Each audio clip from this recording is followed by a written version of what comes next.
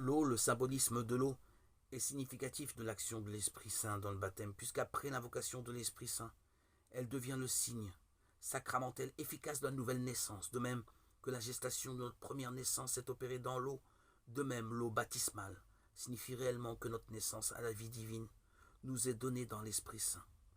Mais baptisés dans un seul esprit, nous sommes aussi abreuvés d'un seul esprit. 1 Corinthiens 12, 13. L'esprit est donc aussi personnellement l'eau vive qui jaillit du Christ crucifié, comme de sa source, et qui en nous jaillit en vie éternelle.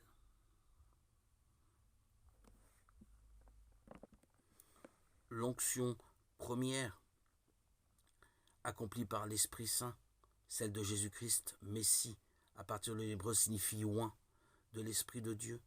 Il y a eu des oints du Seigneur dans l'ancienne alliance, le roi David évidemment, mais Jésus est loin de Dieu d'une manière unique. L'humanité que le Fils assume est totalement ointe de l'Esprit Saint. Jésus est constitué Christ par l'Esprit Saint.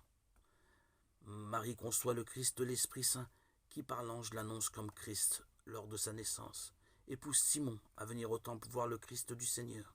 C'est lui qui emplit le Christ et dont la puissance sort du Christ dans ses actes de guérison et de salut. C'est lui enfin qui ressuscite Jésus d'entre les morts. Alors, constitué pleinement Christ dans son humanité victorieuse de la mort, Jésus répand à profusion l'Esprit Saint, jusqu'à ce que les hommes constituent dans leur union à l'humanité du Fils de Dieu, l'homme parfait, qui réalise la plénitude du Christ. Épître 4, 13, le Christ total, selon l'expression. Nous faisons partie des membres et du corps du Christ. Alors que l'eau signifiait la naissance et la fécondité de la vie donnée dans l'Esprit Saint, le feu symbolise l'énergie transformante des actes de l'Esprit Saint.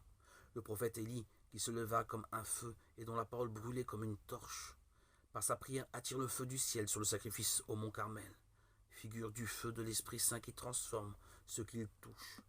Jean-Baptiste, qui marche devant le Seigneur avec l'Esprit et la puissance d'Élie, Luc 1, 17, annonce le Christ comme celui qui baptisera dans l'Esprit Saint et le feu, Luc 3, 16.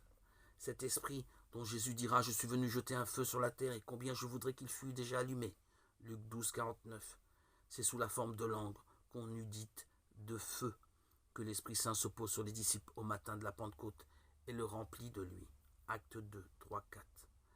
La tradition spirituelle retiendra ce symbolisme du feu comme l'un des plus expressifs de l'action de l'Esprit Saint. N'éteignez pas l'Esprit.